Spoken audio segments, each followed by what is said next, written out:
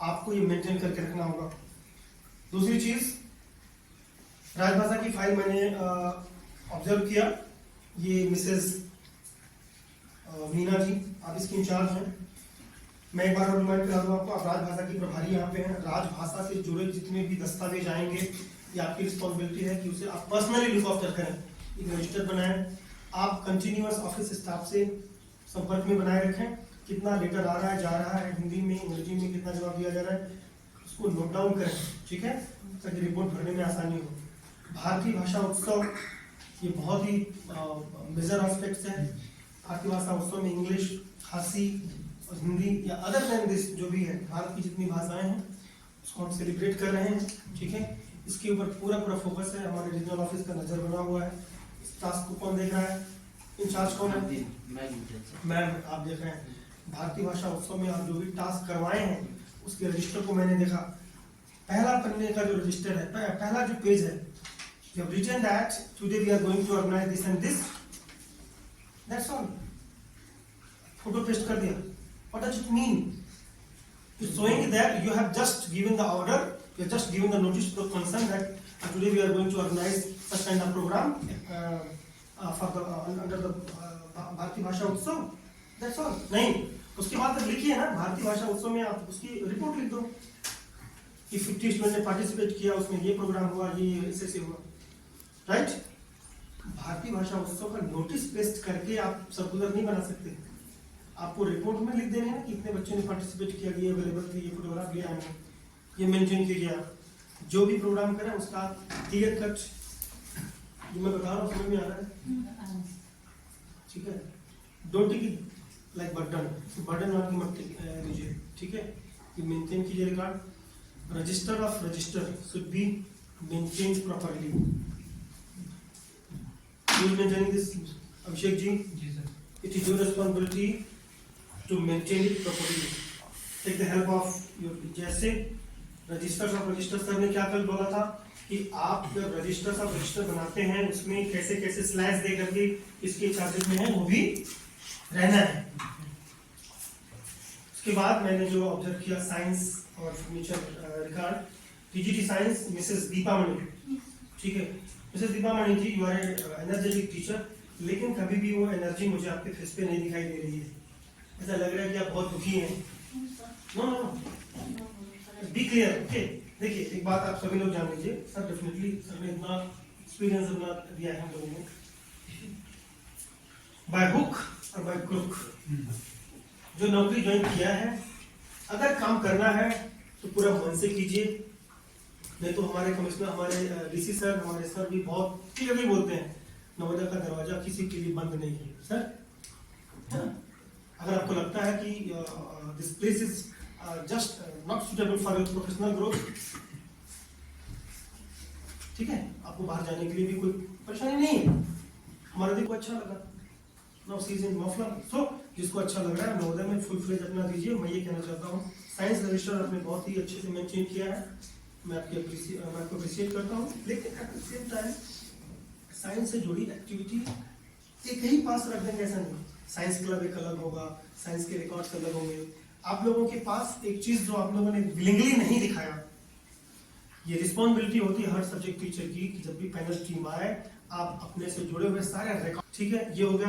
House mistress है तो 8 register, 8 register, कोई चार्ज आपके पास है वो सारे के सारे प्रॉपर वे में कंप्लीट होकर के होने चाहिए थे, और फाइंड अप करके कहाँ रखने चाहिए थे, प्रिंसिपल ऑफिस में।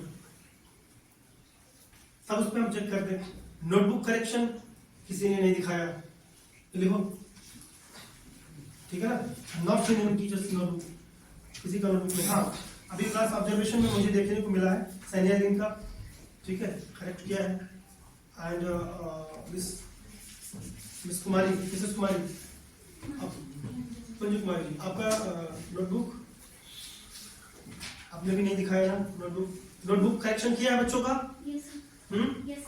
तो पैनल इंस्पेक्शन टीम जब भी आती है वो क्या करने आती है, इंस्पेक्ट करने के लिए। क्या जो जो आपके पास चार्जेस हैं उसको दिखाना है, विलिंगली दिखाना है। हम नहीं मांगने जाएंगे कि दिखाओ, हमारी रिस्पॉन्सिबिलिटी थोड़ा है कि हम मांग के दिखाएं। हम तो लिखेंगे उसने नहीं दिखाया, बोलिए सर ने दिखाया ना, देखिए हमारा बेस्ट का मीटिंग का रजिस्टर, हम एक स्पेशल रजिस्टर रखते हैं, सारे एम्प्लॉय का मीटिंग लेते हैं, एक इनोवेटिव प्रैक्टिस, और at the same time innovative practice, adopt innovative practice. As a teacher आप क्या इनोवेशन कर सकते हैं बच्चों के साथ, वो दिखाइए। उसके बाद साइंस मैडम आपको कुछ सजेशन देना चाहूँगा। देखिए आपकी टीचिंग का जो सजेशन है वो आपके जो ऑब्जर्व किए वो देंगे। हमारा जो फर्नीचर रिकॉर्ड है या साइंस से रिलेटेड जो भी एक्टिविटी होगी उसको एक अलग करेंगे। फर्नीचर का अलग किया, साइंस एक्टिविटी एकदम अलग होगी। उस पर लिखिए आप immediately form the club, already बता दिया ना, formation of club is very important as per the NVS norms. Library में हमने देखा 663 एक्सेशन बुक्स जो है एक्सेशन रजिस्टर में है। ये हमने ये ग्रंथालय नहीं देख पाए हम, स्टाफ नर्स का पूरा मेंटेन है, लिख देना उसको, ठीक है। जो university found correct, CBSE record found correct, ये चीजें हमने ऑब्जर्व की। इसके अलावा एकेडमिक जो ऑब्जर्वेशन मेरा रहा है, मैं एक एक करके पॉइंट बता दे रहा हूँ। कंसर्न सब्जेक्ट टीचर वो भी डायरी पे नोट करेंगे ताकि नेक्स्ट टाइम जब भी हम आए तो ये चीजें परफेक्ट मैनर में मिले। Now Mrs Manju, you have submitted competency based lesson plan, it was good, found correct, ठीक है। इंपॉर्टेंट ऑब्जर्वेशन जो मेरा आपके रहा, you started the class in very fruitful manner, you have shown that activity based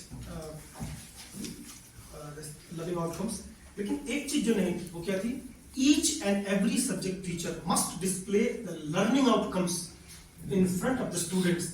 You are going to teach particular topic towards to the student, so it is the right of the student that they should know what we are going to gather today. Learning outcomes बच्चों को आप जरूर बताएं। आज का chapter पढ़ने के बाद ये लर्निंग आउटकम्स होगा, ठीक है। And go through the library, already book दिया हुआ है लर्निंग आउटकम्स का, एनसीईआरटी का, सभी को एक एक बार इसको करके पढ़ना है। लर्निंग आउटकम्स क्या है, आप लोगों ने बीएड किया होगा, इसमें आपने देखा होगा इंस्ट्रक्शनल ऑब्जेक्टिव, ऑब्जेक्टिव नहीं, not only objective, specific objective एक अलग मैटर है। इंस्ट्रक्शनल ऑब्जेक्टिव के ऊपर जो आउटकम बिहेवियर होता है, बिहेवियरल आउटकम आपने पढ़ा होगा। इंस्ट्रक्शनल ऑब्जेक्टिव क्या है और उस इंस्ट्रक्शनल ऑब्जेक्टिव पे बिहेवियरल आउटकम क्या होगा, यानी कि अनुदेशनात्मक उद्देश्य और उसके ऊपर व्यवहारात्मक कौशल, ये हमारा उद्देश्य है, ये बच्चे में विकसित होगा, ठीक है। ये लर्निंग आउटकम्स एनसीईआरटी में आप जरूर लिखेंगे। Ma'am Manju Kumari, students were energized with the help of question and answer method you have already asked. I appreciate you, your teaching style is good, ठीक है। आपने हैंड आउट यूज किया, demonstrate किया, उसे मैप भी यूज किया, आपने auditory learning exercise भी करवाया, बच्चों को पीपीटी दिखाया, गुड। ओवरऑल आपकी क्लास एनर्जेटिक लगी मुझे, ठीक है, और आपने मेहनत भी किया। इस पर कुछ और पॉइंट बताऊंगा, आप उसे नोट कीजिए, it will help you to be a good academician. Sir मेरा पॉइंट क्या है, करिए। Pre assessment quiz is necessary. आज हम क्या पढ़ने जा रहे हैं, today we are going to learn क्या, 7 कॉन्टिनेंट और 7 कॉन्टिनेंट का डोमेन ऑफ अर्थ, ऐसा लिखा था ना।